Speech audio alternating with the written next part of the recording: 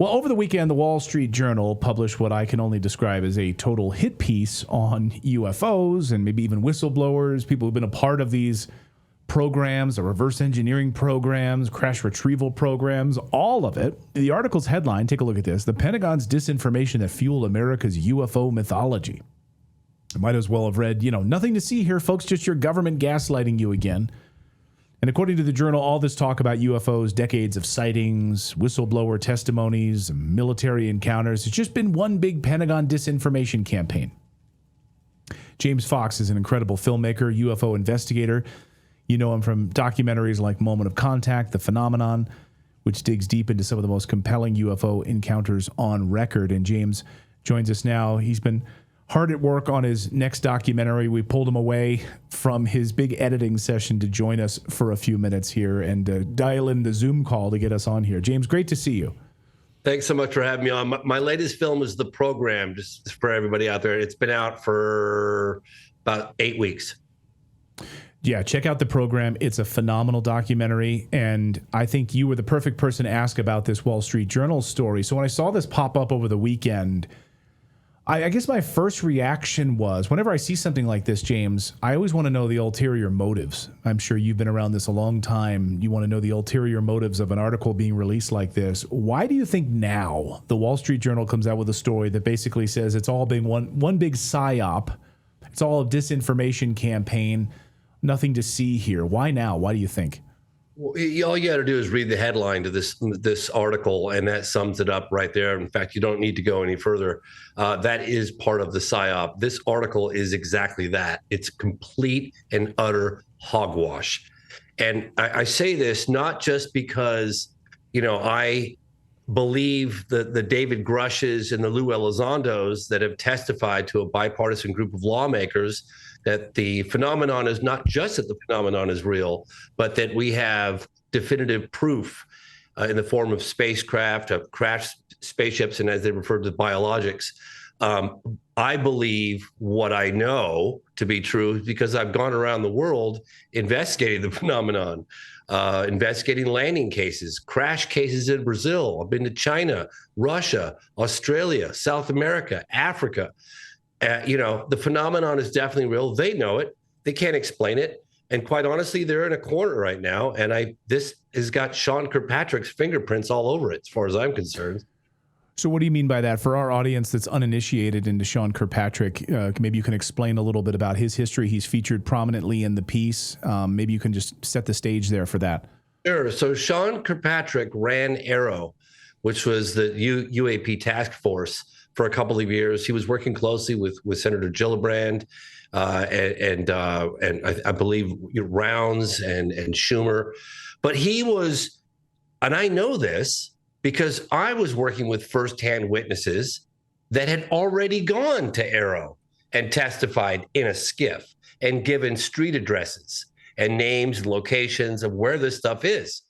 And none of those detailed reports, classified detailed reports, wound up being even part of the presentation that he ultimately gave. I mean, it was Sean Kirkpatrick, bless his heart. I'm sure that he had the DOD, pretty much telling him how to do everything. His hands were tied, I'm guessing, but he just, it was a complete and utter waste of time. I think the new guy, John Klosklowski, who's running AARO now, I think he's going to be a lot more transparent. Although he did tell me in a skiff a couple of months ago, I started saying, obviously you guys are going to come to the conclusion after a careful review of the data, especially the classified data, that we're dealing with some of this stuff as a non-human intelligence. And he looked at me, he didn't say no.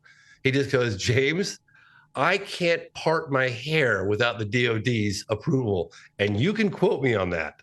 Basically what he was saying is, Congress has put me in charge of this organization to get to the bottom of it. But unfortunately, no matter what I uncover with the clearances I have, I'm not able to share that with the general public, or perhaps not even Congress, without the approval of the DOD. One of the things that the legacy media is so good at doing is lying by omission. And I think this Wall Street Journal piece, to me, is the perfect example of that. Here, they go through and in detail try to paint all of these big UFO cases as just disinformation campaigns by the Pentagon. But they don't make any mention. I mean, there's plenty of cases, the cases you covered in, in Brazil, for crying out loud, in your documentary, or, I mean, hundreds of other cases where we have whistleblower testimonies, and they omitted all of that to paint a narrative in their article that it's all one big psyop. Oh, for me, I take it personally sometimes because I know these individuals quite well. People like Robert Salas, the launch control officer, Minuteman missiles, height of the Cold War. These guys are so elite and so trained. I mean, my gosh, they got the finger on the nuclear weapons. For these guys to come forward, it's not exactly a career-enhancing move, and give testimony about what they experienced and what happened at their bases. I mean, think about these guys. These guys are responsible for pushing the launch control officers for a nuclear war. It's like, if that's not a credible report, I don't know what is. Like, it doesn't get any better than that. I mean, the phenomenon we feature, thanks to Robert Hastings, countless incidences where these objects are interfering with our nukes. I mean, they're shutting them off in most cases, flying over these installations, shutting them off, and then whizzing off with impunity. But I'll tell you, I'm telling you right now, the reason why we're seeing these types of articles is this is a significant pushback. These guys are not going to go out without a fight.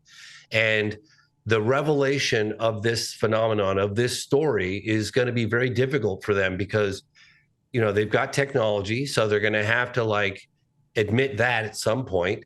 They're probably going to have to admit that the phenomenon is real, and yet they won't have that. Exposes their vulnerabilities, right? So you've got these objects whizzing around with impunity.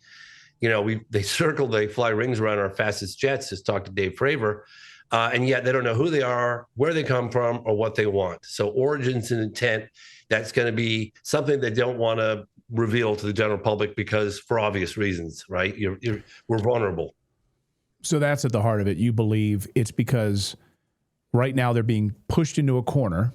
These people that don't want disclosure, that don't want the truth getting out there about these programs, about the crash retrieval programs, the reverse engineering programs, all of it. And they're sort of fighting right now, and they're pushing back, and that's why we're getting these articles now. Yeah. So just think about it. I ask your audience for a moment to suspend judgment, and let's pretend that it's all real. Okay, let's assume that they have crash retrieval material, they have bodies. That doesn't necessarily mean they have all the answers. Now, how are they going to disclose that to the general public without sharing that technology? Because let's face it, that technology, the observed technology of UFOs, and you can talk to any fighter or pilot about this, dating back to the modern day wave of the 1940s. Some say obviously earlier than that. They fly rings around our fastest jets. They have no wings, no tail, no visible means of propulsion. They can hover. They can accelerate from a standstill to out of sight in the blink of an eye, right angle turns. If you can weaponize that technology, it's game over, right? So if the Russians, it's a race to see who can get to it first. So I kind of understand the national security aspect of the technology. I mean, we have to admit that we have it. I don't know exactly how we're going to prove that we have it, but that's up to them. But the fact that we're not alone, in my view, and in the view of many others that are pushing for more government transparency, is the right of every man, woman, and child on this planet. And that's one of the reasons why I continue pushing for more transparency. Hallelujah. I agree with you. The healing benefits, the transportation benefits, the pollution benefits, all of it. Absolutely important. James, great to see you. I know you have to get back into editing. The newest of your documentaries is called The Program. Of course, you can watch it on Amazon Prime, I believe, right? And where else can people watch it?